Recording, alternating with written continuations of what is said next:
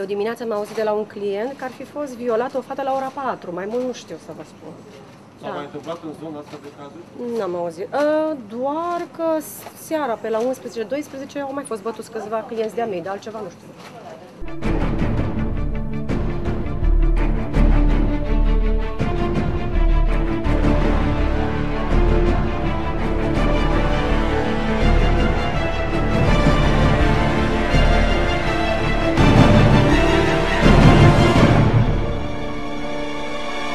Ce am văzut? Am văzut poliția de măsura, poza, cam atât, lua măsurătorile.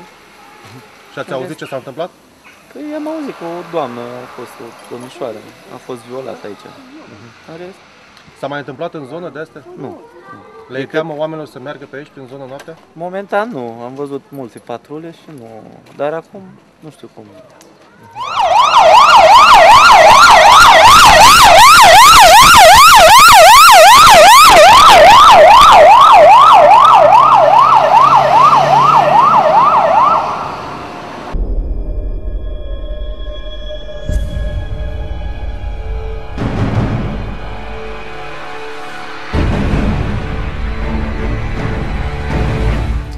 În jurul orii 2:30 am primit un apel să intervenim pe raza orașului la o persoană căzută în stradă.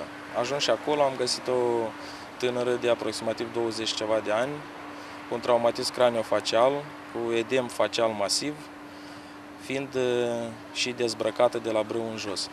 Era instabil hemodinamic, într-o stare comatoasă și a fost transportată la unitatea de primiri urgenți pentru investigații și tratament.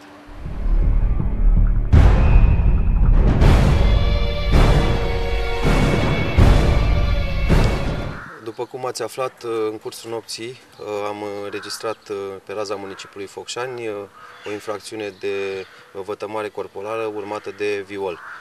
Un cetățean în vârstă de 45 de ani din municipiul Focșani a agresat o tânără de 22 de ani care se întorcea de la muncă, după care a și violat-o, se pare, din primele cercetări.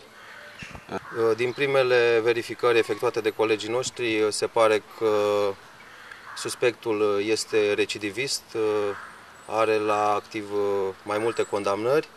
În momentul de față este reținut și va fi prezentat parchetului cu propunere de arestare preventivă.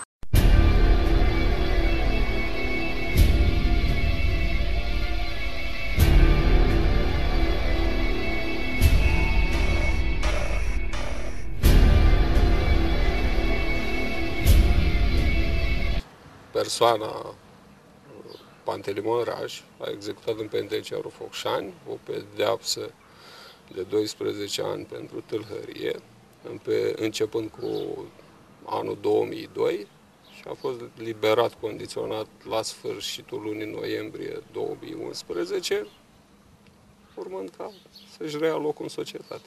De ce a fost eliberat condiționat? Care au fost motivele?